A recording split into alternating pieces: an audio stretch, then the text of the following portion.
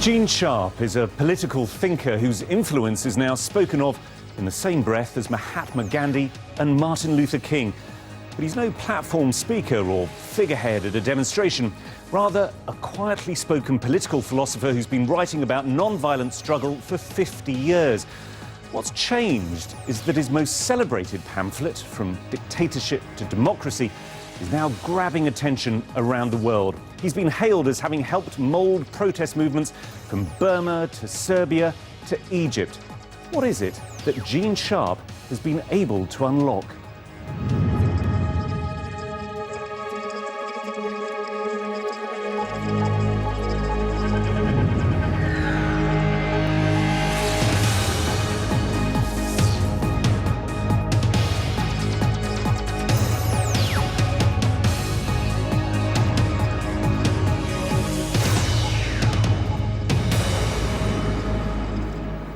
Gene Sharp, welcome to Hardtalk. Thank you very much. You've been described as the man who changed the world.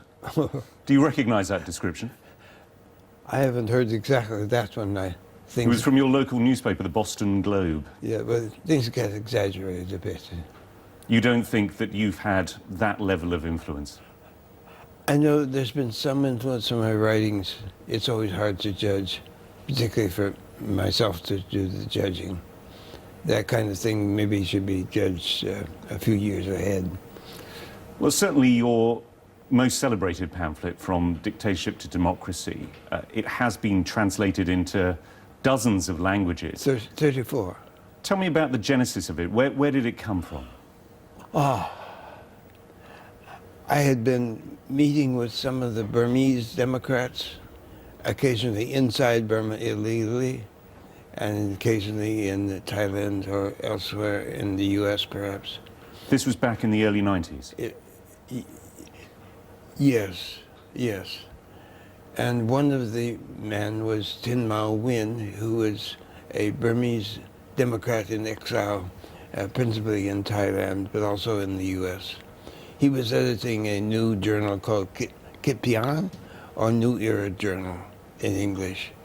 And he asked me to write for it and gave me free rein to write for something for Burma. But the problem was I didn't know Burma in depth, but I had been studying dictatorships and nonviolent struggle for decades. So I had manuscripts and rough drafts and notes and other things I had to draw on. So I pulled some of those together.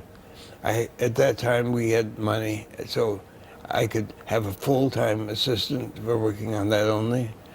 And we worked for 4 months still and put a draft together. And then that was what was published. And when it was published in Bangkok, not in the US, I thought, well, that was it. We did get it translated into 4 other languages of Burma besides Burmese. But I thought that was it. But then it became a pamphlet that was used and translated across. I mean, if we map some of the major revolutions, major changes that there have been in recent decades, I mean, it's been translated into Ukrainian, into Serbian, into Chinese, into Arabic.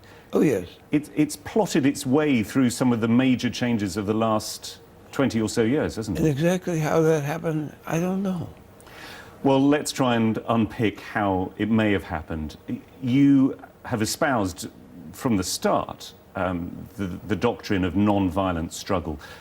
But you're very clear, aren't you, that this is not an ethical choice, it's a pragmatic choice. Yes. Explain that to me. People people get very confused about non-violent struggle. They're getting clearer thinking now. But they used to tie this up with pacifism or some of the quirks about Gandhi, that he was Mahatma and you have to have Mahatma, that this kind of struggle takes forever, and on down the line. And we're learning that nonviolent struggle is not something new. It's not something that's derived from ethical or religious nonviolence. It's something that people have done for many centuries, going way back to the beginning of human beings, being able to be stubborn and saying, no, I'm not going to do that, or doing something they're forbidden to do. You also make the point that violence is something which plays into the hands of the strong, of the dictators. Yes, it's a counter-revolutionary weapon, in a way, how to destroy the revolution. The political police always put agents into resistance movements or do provocative actions, try to force the resistors to use violence, because the oppressive regimes always have great capacity for violence. And if you choose to use violence against them, that's really a stupid decision. You should do something that they have greater difficulty in counteracting and give you a greater chance to succeed. Are there moments, though, when non-violence simply can't stop acts which would be enormously destructive? When you think about incipient acts of mass violence from a dictatorship in Nazi Germany or in Rwanda, for example, are there moments when actually violence has to be justified as a means of struggle? If there are difficulties in using nonviolent struggle, that does not mean that violence works easily or effectively, because it frequently does not. Nonviolent struggle was used against the Nazis. In Berlin, in 1943, women married to Jews demonstrated on the streets of Berlin, 2 blocks from Gestapo headquarters, got Jewish husbands who had already been sent to concentration camps, the gas chambers, got them brought back to Berlin. Teachers in Norway under a fascist government with Nazi occupation defeated the Quisling plan for the corporate state. People do not know this history. But it was not, that was never going to be a sufficient means of battling against the Nazis. There was no plan to defeat the Nazis. When the Nazis came into control in Berlin, they were frightened of a general strike, a nonviolent method. So non-violence, you're saying, can always be used, but it has to be used quickly and effectively enough. It will not always be effective if it's not planned, if it's not prepared, if people are timid, if they aren't gutsy, and if they don't have a system of what they're going to do, if they don't know the weaknesses of the regime, if they're frightened of the regime, it's not going to work. Well, let's explore how it might work. You list in your book 198 methods of non-violent struggle. Some of them are familiar, things like protest letters, protest meetings, strikes and so forth. But there are others that might seem slightly more recherche or baroque, things like singing, haunting officials. You talk about non-violent air raids. I'm just wondering if there's sometimes a danger with these things, that they can become almost displacement activity, that they don't cohere into something which is necessarily going to shake a dictatorship in themselves. Of course, that's accurate, what you say. That's why you have to have a grand strategy, a preconceived analysis and program of how the various pieces of action are going to fit together and contribute to weakening the regime and empowering the population. If you don't have that, then these scattered methods will have little effect. They have some symbolism. But they can also be enormously risky as well, can't they, for those who are taking these steps? Any defiance of a dictatorship is risky. They won't like it. How far do you feel, before we get on to the effectiveness of these methods, how far do you feel, though, that you have a certain personal responsibility? I mean, you mention in your book the fact that as recently as 2005 in Burma, just possession of your book could land people in prison for 7 years. Well, not only in Burma, in Vietnam, the Vietnamese translation of this landed a prominent civil rights lawyer in jail for 5 years. And how did that make you feel? Proud that he was able to defy the regime and that the regime was frightened enough of this kind of struggle to pay attention. Proud but not concerned at all that you might be landing these people in all sorts of personal trouble? They are already in personal trouble simply by living under an extreme dictatorship. And this is a tool by which they can not make their situation worse, but a tool by which they can eventually bring their country to liberation. Well, you mentioned the importance of planning, of strategy, of cooperating with others. In a country like North Korea, which is one of the most locked down, repressive countries on earth, where it's incredibly difficult for people to get together, essentially outside family units in a way that is not sanctioned by the state. How do you possibly go about building the sorts of links and cooperation that you say are essential? I don't know. It's a very tough case. Sometimes even the family unit is not safe because some of the members of the family may be informers to the regime. The same as happened under Nazi occupation in some countries. The regimes do not like this. That's why they are very frightened of the spread of these ideas and the citation of cases where people have demonstrated the power that they can mobilize. Well, let's look at a country where there has been change, but arguably that there wasn't this sort of civil society, these non-governmental organizations that you say are essential. Libya, where for decades there were very few institutions that didn't bear the mark of Muammar Gaddafi. There, it did work, didn't it, that people managed to overthrow the dictatorship? No. It started off that way, the non-violent struggle. And very quickly, there was a prominent Libyan general of the regime who supposedly defected and brought his soldiers and their guns to the resistors and said, "Here, I join the revolution." 2 weeks before that happened, Gaddafi and one of his sons predicted a civil war. Shortly after that general defected, he was killed in a rebel camp. My suspicion is he was a high-ranking agent provocateur to force the resistance into violence.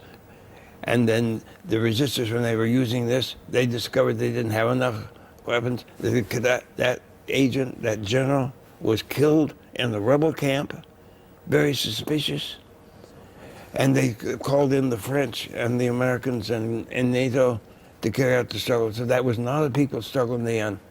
But there was violence, there was internal conflict, but ultimately Gaddafi was deposed. It doesn't seem as if it fits into your... It does not fit. Into your model. It does not. And yet it was effective in a certain way. To a certain way, that ended the Gaddafi regime. But it did not empower the population. Well, it's a bit early to judge, isn't it? I'm sorry? It's a bit early to judge, isn't it? We know that already. The population is not empowered as it is, so the people are not continuing to demonstrate when needed, as they are in Egypt, for example, where there's a different problem. Let me ask you about the way in which you define dictatorship. You see it as a very sort of black and white issue. It seems to me that dictators are the few who keep all the power to themselves and repress the vast majority. And we can recognize models through history and around the world today. What about those dictators, though, who do have considerable popular support? I'm thinking, for example, of Nazi Germany, where Hitler did profit from the demonization of minorities and got a large level, perhaps majority support. How do you deal with those dictators? The people, the same way you deny their legitimacy, it's tough in those situations. So you start small particular objectives, and you continue in expanding it. This was done by the women in Berlin who were married to Jewish husbands, who demonstrated on the streets of Berlin. It was done in Norway, where I used to live, against the Quisling regime, the fascist regime, in the midst of Nazi occupation. But nonetheless, you might get, in many countries, I mean, you often heard this in the Middle East. Before the Arab Spring, there was a sense from a lot of people, the received wisdom was, we may want more democracy, but we also, a lot of people liked the idea of a strong man in charge, because they said otherwise there'll be internal conflict, perhaps even civil war, competing tribes might come up against each other.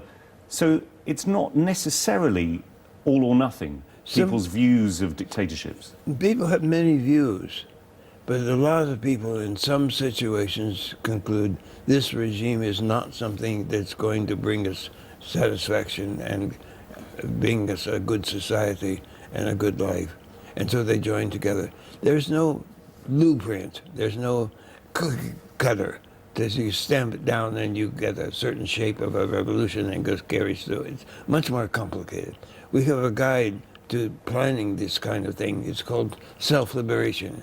It's a guide to how people can study and get the knowledge they need to plan their own strategies with all these differing situations and different circumstances. When you say differing situations, different circumstances, do you accept that there are different degrees of authoritarianism? Oh, of course. And the extremity is totalitarianism, as the Nazi system and the Stalinist system. I have speaking of these terms, I have a new dictionary, Oxford University Press published, called, it's not my title, it's called Sharp's Dictionary of Power and Struggle, Civil Resistance and Conflicts, almost 900 specific terms and definitions that are needed. You have to have very clear thinking and not sloppy, sweeping generalizations. You have to know what you're talking about and communicate it very precisely. You say you have to guard against sweeping generalizations, and I know that in the short pamphlet From Dictatorship to Democracy, you have had to, in a way, to generalize in order to make it concise. I'm just wondering if that's perhaps part of the weakness, though, of the arguments in the book. You're very dismissive about, as you see it, the dangers of negotiation. Yes. Is there no place for negotiation Sometimes, with a dictatorship? When the regime is falling apart, the dictator wants to go to the airport to go to another country and negotiate how he can get there. Fine. But to be tricked into bargaining in a regime, you don't want half of that dictatorship to survive. But what about a dictatorship that can see itself going, almost negotiating itself out of existence? There being some sort of halfway house. Where does that happen? Well, in order perhaps to ensure that it can not be run out of the country or end up in the International Criminal Court. No, the dictators will not negotiate themselves out of power. There's no historical example. Not that I know of. You may know of one. Do you think that in that case, if it is all or nothing, when it comes to the situation in Egypt, a lot of people are very unhappy about the influence that the army still has in Egypt. Yes. Do you think that in that case, people should have, for example, boycotted the recent parliamentary elections? No. How the parliamentary elections, I don't know. But there was a major mistake made by the opposition. They did negotiate with the Mubarak regime. And Mubarak, they thought Mubarak had to resign. Mubarak said, I'll resign if you put the military in control after I step out. The same military that had been supporting Mubarak for decades, how Mubarak and his regime came into power and control of the government in the first place. So they agreed to turn power to the military, and the military, and then had been in control. They were very reluctant to step out of the picture politically completely. So you see Egypt as a missed opportunity? It's an incomplete revolution. The first half has been done. Now they face the institution that really helped Mubarak, and which they gave Mubarak control and power, and they put that in place, and they still have a problem now. Well, let me move on to another place, and it's the place that we began, Burma. There, it's been in the democratic deep freeze, if you like, over the last several decades. Yes. But there have been just recently some potentially seismic shifts in terms of perhaps moves towards some sort of liberalization. Yes. Do you think it is a mistake for the main opposition leader, Aung San Suu Kyi, to be talking to members of the government as she is? Not necessarily in that situation. But doesn't that, run counter to you saying there can be no negotiations with dictators unless you're negotiating their passage to the airport? That would be the ideal situation, from my point of view. She is judging that situation where she knows better than I do. And she has said that there is flexibility now. That regime has been under great internal pressure for decades and great international pressure for decades. And it may be that some of those, there are what Karl Deutsch used to call cracks in the monolith. Parts of that regime may be ready to say, we shouldn't continue this. In which case, I'm just wondering, briefly, in terms of outside pressure, as far as Burma is concerned, do you think now is the time, perhaps, for the international community to ease sanctions in order to encourage those apparently reformist parts of the government, or time still to keep the pressure on with very tight sanctions? I would suspect it's time to keep the pressure on. But I don't know that situation in great depth, in great detail, so I'm very reluctant of giving advice for exact actions. You've been very modest all the way through about claiming any credit for the role your pamphlet From Dictatorship to Democracy has had on all these revolutions that we've seen. But nonetheless, it has seemed to have tapped a vein. Why do you think it is now that people are paying attention? Well, some people started paying attention quite a while ago, you know, in Serbia, for example, where this was published in Serbian while Milosevic was still in control, and the youth organization Otpar got tutoring on this kind of struggle from Robert Helvey, a former military colonel, and learned, and they got copies of The Politics of Nonviolent Action, published in 1973, and developed a strategy for conducting that struggle. It's spreading by example beyond that. And do you see a sort of generally a movement towards more non-violent struggle at the moment? Are we seeing a sort of a historical upsurge in revolution? Oh, no problem. Absolutely. Why do you think that is, though? Because it's happening. It happened someplace. When did Poland start? You know, when was the 1968 resistance in Czechoslovakia against the Soviet and Warsaw Pact invasion? These cases are multiplying, case after case. Little Estonia, Latvia, and Lithuania, where we did have deliberate influence and where one of my other books was used. Those were republics of the Soviet Union already annexed. They got out by using this kind of struggle. Do you think, though, that this is just a sort of perpetual struggle that we're seeing between those few who want to keep power for themselves and the masses who want greater freedom, greater dignity? Or do you think there is any chance that we are going to sort of punch through to a new era where the majority will live free lives? Not universally, not perfectly, but clearly these actions and these struggles, of which there are many more, are happening. They are not mere symbolic expressions of our frustration and dissent.